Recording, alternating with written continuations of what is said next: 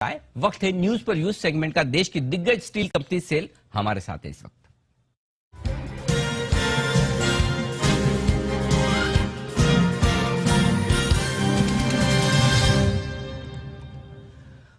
उन्नीस से शुरू हुई स्टील अथॉरिटी ऑफ इंडिया यानी कि सेल हिंदुस्तान की दिग्गज स्टील कंपनियों में से एक खुद की आयरन ओर की खदानें हैं और 2030 तक कंपनी ने लक्ष्य रखा है 50 MTPA प्रोडक्शन का और लगातार यहां पर कंपनी एक्शन में है। इस वक्त जहां पर है वो 52 हफ्तों के उच्चतम स्तरों पर है। ढेर सारी खबरें जिन पर बातचीत करने के लिए सेल के टॉप मैनेजमेंट हमारे साथ कार्यक्रम में शामिल हो रहे हैं। चेयरमैन साहब अनिल कुमार चौधरी जी, और बता दूं आपको सितंबर 2018 से अनिल कुमार चौधरी साहब सेल के चेयरमैन हैं। 34 साल से ज्यादा गहरा अनुभव वो रखते हैं आयरन और स्टील सेक्टर में। कॉस्ट अकाउंटेंट हैं, कंपनी सेक्रेटरी हैं, LLB है और ढेर सारे अवार्ड्स इन्हें मिल भी चुके हैं। चौधरी साहब बहुत बहुत स्वागत है आपका। सबसे पहले तो 2021 में स्टील के दामों का क्या आउटलुक लग रहा है आपको, उस पर आपसे राय लेना चाहता हूं, क्योंकि हाल ही में दाम लगातार बढ़े हैं। क्या यही सिलसिला आगे भी रहने वाला है सर अगले साल में? देखिए, ऐसा है कि जो डोमेस्टिक मार्केट में प्राइसेस हैं वो इंटरनेशनल प्राइसेस को फॉलो करते हैं, तो ये डिपेंड करता है कि इंटरनेशनल प्राइसेस आने वाले समय में कैसे बिहेव करते हैं।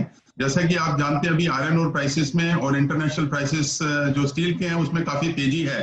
आपने देखा होगा हमने अप्रैल महीने के अंदर $375 पे एक्सपोर्ट किया और आज वही प्राइसेस जो इंटरनेशनल मार्केट में $750 पर टन है। तो इसको तो हम रोक नहीं सकते, ये इंटरनेशनल मार्केट ही डिसाइड करेगी कि डोमेस्टिक मार्केट में प्राइसेस कैसे बिहेव करेंगे। तो सही है, अंतर्राष्ट्रीय बाजारों से पूरी ये प्राइसेस तय होती है, लेकिन एक सीनियर मंत्री जी हैं हमारे गडकरी साहब, वो बड़े नाराज है स्टील और सीमेंट दोनों कंपनियों से कि ये दाम बढ़ाए जा रहे हैं और उस पर इंफ्रास्ट्रक्चर सेक्टर पर बड़ा बुरा असर पड़ रहा है। तो कहीं कोई दाम बढ़ाने से रोकने की या घटाने की गुंजाइश है सर? जी, ऐसा है कि हम मंत्री जी से बिल्कुल सहमत हैं, उनकी नाराजगी बिल्कुल जायज है, क्योंकि अगर प्राइसेस बढ़ेंगे स्टील के, सीमेंट के, नेचुरली कॉस्ट ऑफ प्रोडक्शन उनकी बढ़ जाएगी रोड्स की। लेकिन इसके साथ साथ सेल जो है, हमारा मार्केट शेयर जो सिर्फ 14% है जी। और ये दूसरी कंपनीज पहले प्राइसेस बढ़ाती हैं, उसके बाद हम उनको फॉलो करते हैं, क्योंकि अभी भी जो मार्केट में है 86% शेयर जो है दूसरे प्राइवेट प्लेयर्स के पास है, या मैं RNL को निकाल देता हूँ 5% उनके पास शेयर है, तो 81% शेयर जो है दूसरी प्राइवेट सेक्टर कंपनीज के पास है।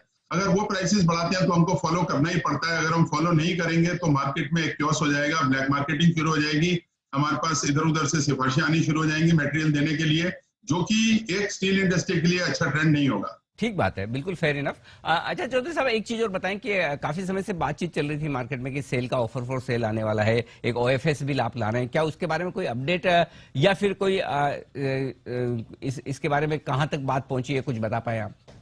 नहीं, मुझे इसके बारे में कोई नॉलेज नहीं है, ऑफिशियल कोई नॉलेज नहीं है। जैसे आपने सुना मार्केट से, मैंने भी मार्केट से सुना था, लेकिन ऑफिशियल नॉलेज हमें दीपम से अभी तक कोई नहीं आई है और ना ही हमें इसके लिए रोड शो वगैरह के लिए कहा गया अभी तक। परफेक्ट। अच्छा सर, आपके जो रिजल्ट्स आए पिछले साल के बड़े धुआंधार रिजल्ट्स, और जो कामकाजी मुनाफा पर टन और आपकी जो परफॉर्मेंस आ रही है बहुत ही तगड़ी है, मार्जिन जबरदस्त है। उम्मीद करें 2021 का साल इतना ही बेहतरीन रहेगा, इससे बेहतर या इसके जैसा? क्या कैसा देख रहे हैं आप परफॉर्मेंस अगले साल का? एक्चुअली जी फोर्थ क्वार्टर बेहतर रहना चाहिए, क्योंकि आपको मालूम ही है प्राइसेस जो मेनली बढ़ने शुरू हुए अगस्त महीने से बढ़ने शुरू हुए, जब डोमेस्टिक डिमांड पिकअप हुई, और इंटरनेशनल मार्केट में भी उसी टाइम प्राइसेस बढ़ने शुरू हुए।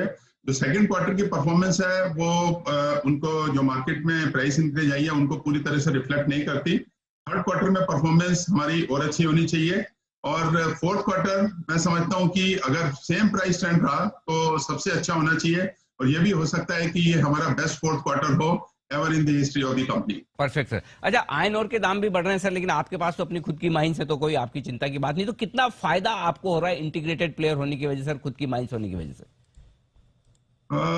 जी, ऐसा है कि अपना माइंस में खर्चा तो आता ही है, ऐसा नहीं है कि वो फ्री में आती है, और जो रॉयल्टी वगैरह भी हमको पे करनी पड़ती है वो IBM प्राइसेस हैं, क्योंकि जो बाजार के भाव हैं आयरन ओर के बढ़ रहे हैं, तो इसलिए IBM प्राइसेस भी बढ़ जाते हैं और हमारा रॉयल्टी का इंसिडेंस भी बढ़ जाता है।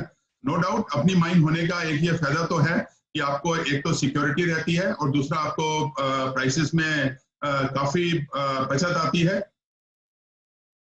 बात है।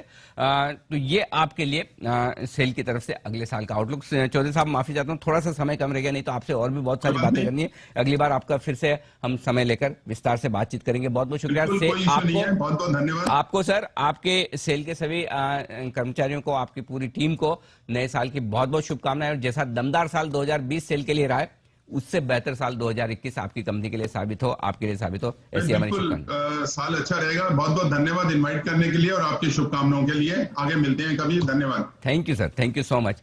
आइए